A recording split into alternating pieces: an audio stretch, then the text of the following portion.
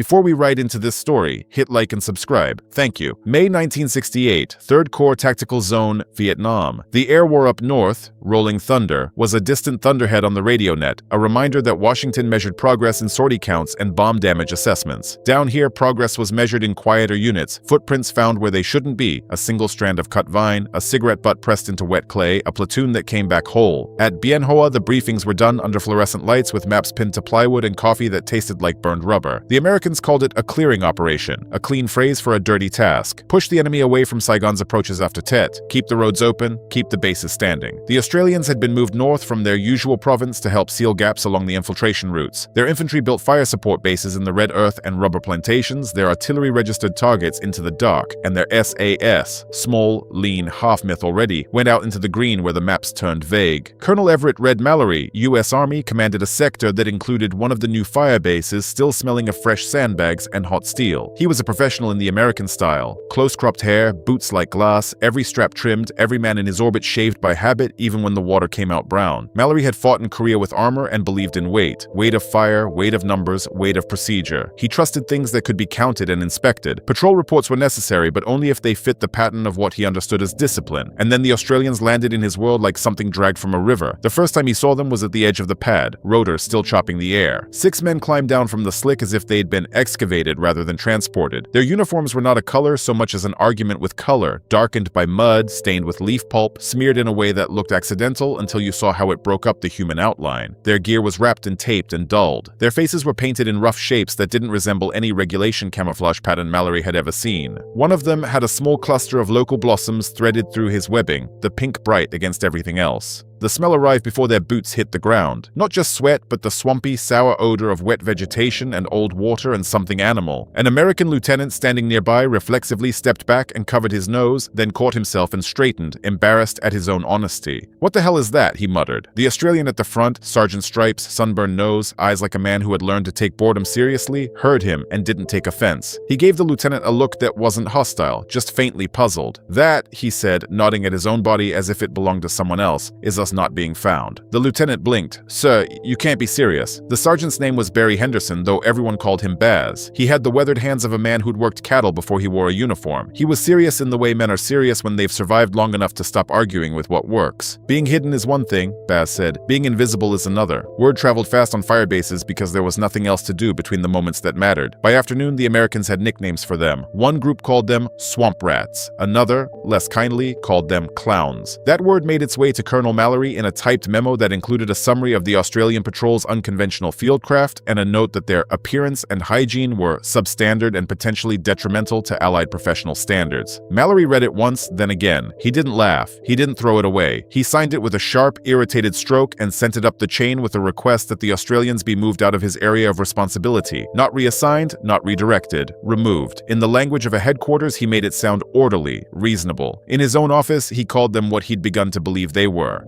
circus performers playing soldier in a war that required adults. What he did not know, because he didn't want to know, because the idea offended him, was that while his battalion ran sweeps through the plantation rows and came back with blistered feet and no contact, those 6 men and others like them were doing the kind of work that didn't show up on a morning strength report until it was too late. The Australians had been in the field for just over a week when they found the first sign that the enemy wasn't simply drifting through the area. It was a patch of ground under a thicket that looked too undisturbed, too deliberately messy. You could walk past it 100 times and never see the difference unless you'd trained your mind to distrust what looked normal. Henderson's patrol commander was a young lieutenant with a schoolteacher's calm, Peter Keane from Adelaide, the sort of man who spoke quietly because he expected to be listened to. Keane crouched and touched the earth with 2 fingers. The soil was cooler than it should have been. A faint draft moved out of a seam you wouldn't notice unless you were already looking for it. "Not a spider hole," Keane said. "Bigger." They didn't tear it open. They didn't mark it with bright tape. They didn't call in a strike and congratulate themselves. They watched. That was the difference that made Americans impatient and Viet Cong dead. A conventional patrol moved through terrain like a person trying to cross a room, step by step, covering ground, looking for obvious threats. Keane's men moved like something that belonged there. They didn't patrol so much as occupy. They spent hours, entire days, so still their bodies seemed to forget they were bodies. They learned the sounds that meant nothing and the sounds that meant everything. They learned what a bird call sounded like when it was wrong. They learned to see the absence of insects in one patch of brush, the way leaves lay flatter over packed soil, the subtle change in the smell smell of a place where men had been. An American infantryman might have called it witchcraft. The Australians called it fieldcraft. Henderson called it paying attention. The tunnel seam became one seam among many. By the third day, the Australians had identified a pattern. Multiple concealed openings tied into something larger. An underground lattice that linked caches, bunkers, and staging areas. Not the famous tunnels near Saigon that everyone had heard about in the mess halls, but something built for movement and concealment in this specific patch of country, designed to defeat exactly the kind of sweep and search Mallory's battalion excelled at. Keane sent his reports in the only way the sector allowed, through channels. The words were measured, the details precise. Observed movement, estimated strength, likely axis of approach toward the new firebase. A warning tucked into the language of professionalism. The enemy was gathering, and they were gathering close. The reports arrived at Mallory's operations shop like raindrops in a storm, dozens of them every week from every direction. His staff logged them, summarized them, stapled them into packets. To Mallory, they were assessments, not facts, colored by source reliability, and in his mind, the reliability of a source began with whether it looked like a soldier. He dismissed the Australians' warnings with the same irritation he felt when he saw their filthy uniforms. They're seeing ghosts, he said. They want to justify their presence. The night the enemy came, the jungle justified them. It was 0340 when the first mortar rounds fell. The firebase had been quiet, men curled in shallow pits, the air heavy with heat and the faint clink of gear. Then the sky tore open with a percussion that felt like it hit the spine. Sandbags burst, metal screamed. Someone shouted, "Incoming," as if the shout itself would make it less true. The attack was not harassment. It was not the probing fire of a nervous enemy. It was organized, coordinated, and confident. Sappers cut through wire in the dark. Machine guns stitched the perimeter. Rockets slammed into ammunition stacks and turned them into towering orange blossoms that lit the plantation rows like daylight. For 40 minutes, the firebase was a world reduced to muzzle flashes and screams and the smell of burning propellant. When it ended, the enemy was gone.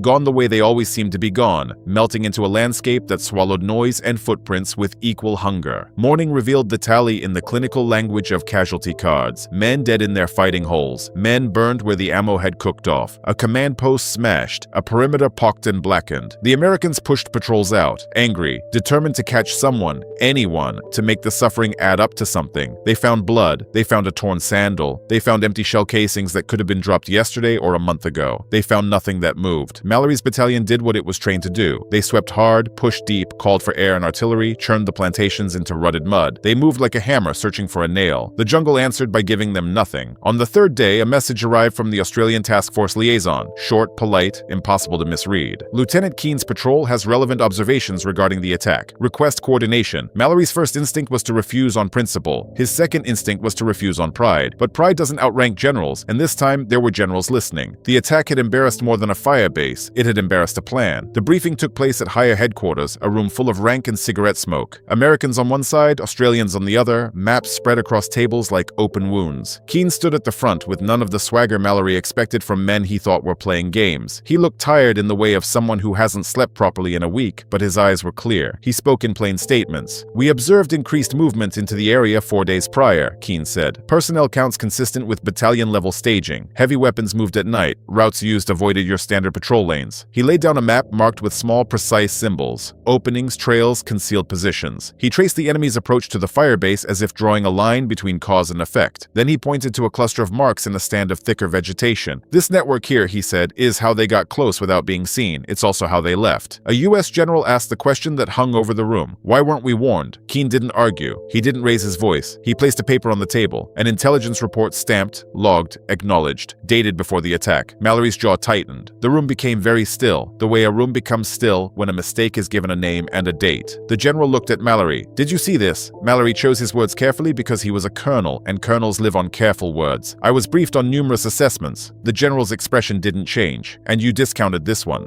Mallory didn't say because they smelled like swamp water. He didn't say because one of them wore flowers. He didn't say because his mind had equated appearance with competence the way the army had taught him to do. He said something that sounded tactical. "I questioned the source." Keane watched him the way a teacher watches a student who has missed the point of the lesson. Not with cruelty, just with a kind of quiet inevitability. The general turned back. "Are they still there?" Keane nodded. "Yes, sir. We maintained observation. We rotate teams. The enemy uses the network continuously." A murmur moved through the Americans. Surprise, annoyance, grudging respect. Mallory felt the old certainty in his chest shift, not breaking, but bending. Then came the question that changed the shape of the next 48 hours. "What do you recommend?" the general asked. Keane didn't recommend a sweep. He didn't recommend a battalion assault with artillery preparation and helicopters chopping the canopy apart. He recommended something that sounded, to Mallory's ear, like heresy. "We deny them the network," Keane said. said. Simultaneous action at multiple points, collapsing access where we can, sealing where we can't, and positioning to catch them if they try to break out. Let the terrain do the killing. Let time do the fighting. Mallory heard the numbers, how few men Keen wanted, and felt his professional instincts recoil. A plan that depended on stillness and patience offended a man raised on momentum, but the firebase still smelled of smoke. The dead were still being flown out, and the enemy was still out there, moving unseen, confident in the system Keen had put his finger on. The general made his decision with the cold speed of someone who'd seen enough wars to recognize when doctrine didn't fit the ground. Lieutenant Keen, he said, you'll have operational control of a small combined element. You'll coordinate with Colonel Mallory for support. You have 72 hours to disrupt that network. Mallory felt the order land on him like a weight. Support, not lead. Provide. That stung more than he wanted it to. Keen simply said, yes, sir. When they left the room, Mallory found himself walking beside the Australian lieutenant in a corridor lined with maps and men trying to look busy. Keen didn't gloat. He didn't even look at him. Mallory stopped him anyway. You were right, Mallory said, and tasted the bitterness of it. About the network, about the attack. Keen finally looked at him. There was no triumph in his face, only fatigue and the practical focus of someone already counting hours. Doesn't matter who's right, Keen said. Matters what happens next. The operation that followed didn't have the cinematic roar Mallory was used to. There was no massive prep fire, no helicopters dropping companies into clearings. It began with 16 men moving on foot at night, slipping through rubber trees and tangled undergrowth as if the dark belonged to them. 8 Australians, 8 Americans, volunteers from a reconnaissance platoon who'd seen too many friends die chasing shadows. The Americans struggled at first, their packs snagged, their breathing was too loud. Their instincts trained for security through movement fought the Australians' insistence on security through disappearance. Henderson, Baz taught them with gestures and murmured corrections. Stop fighting the place, he whispered at one point, pressing a young American's shoulder down until the man's outline vanished under leaves. Let it take you. They reached the perimeter of the network and then, for long hours, nothing happened. Men lay in mud that seeped into their sleeves. Leeches found warm skin. Ants marched across knuckles. A snake slid over a boot and kept going, indifferent. The Americans learned the hardest lesson of jungle war. Sometimes survival is not action, but refusal to act, even when every nerve screams to scratch, to shift, to cough. From their positions, they watched the enemy move. Figures appeared and disappeared. Supplies went in. Armed men went out. At one point, a group of North Vietnamese troops paused near an American's hide, so close he could smell tobacco and fish sauce, and the American's hand twitched toward his weapon before Henderson's fingers closed around his wrist like a clamp. The American froze, eyes wide, breathing shallow. The enemy walked on, never seeing the man's terror inches away. Keen waited until he was certain of what he was seeing. Then he acted, not with noise, but with coordination. At a signal passed as softly as a heartbeat, charges were placed at critical points and the access to the underground world was denied in a series of dull, contained shocks that made the ground shudder and the canopy shed droplets like rain. Earth slumped. Openings that had swallowed men and crates and weapons for months became heaps of broken soil and timber. The enemy's reaction was immediate and human. Confusion, anger, fear. Men emerged from concealed hatches coughing, blinking in sudden light, trying to understand why their safe routes had betrayed them. They began to form up, to push outward, to find targets to shoot. That was when the unseen men became visible, not by stepping into the open, but by opening fire from places the enemy's eyes had dismissed as natural. The engagement was brief, violent, and lopsided in the way ambushes always are when one side has surprise and the other has only noise. The Americans, firing from positions they'd held long enough to forget they had muscles, felt something shift inside them, a recognition that discipline wasn't just shine and posture. Discipline could be pain held quietly. Discipline could be swallowing panic and letting a snake pass. When it was over, the enemy pulled back underground into a world that was rapidly becoming a trap. Keen didn't pursue into holes. He didn't send men into darkness to die bravely for no gain. He held the ground above and waited. He watched the jungle for movement, for desperate exits, for the enemy trying to become invisible the way the Australians already were. By late morning, the combined element withdrew as silently as it had arrived, leaving behind a network that no longer functioned as a protected artery. It would take the enemy months to rebuild what had been denied in a single night. In war, that kind of time was a victory. Back at the firebase, Mallory stood on the pad again as helicopters came in. The Australians climbed out looking worse than before, more caked, more battered, faces streaked with grime and sweat like men who had crawled through the earth itself. The Americans with them looked different too, not cleaner, not more polished, but changed in the eyes, as if they'd glimpsed a rulebook written in a language they hadn't known existed. Mallory watched them approach. He felt the old reflex, the irritation at the smell, the urge to correct, to demand order. Then he remembered the mortar rounds, the dead, the report he had dismissed because the source offended his sense of military propriety. He raised his hand and saluted, not casually, not as a favor. A formal salute held long enough that everyone nearby noticed. Keen returned it without expression. Mallory lowered his hand and said the words that cost him something and gave him something at the same time. I misjudged you. Keen's mouth twitched, not quite a smile. "Yes, sir." Mallory exhaled, and some of the stiffness left his shoulders. "I'm told you need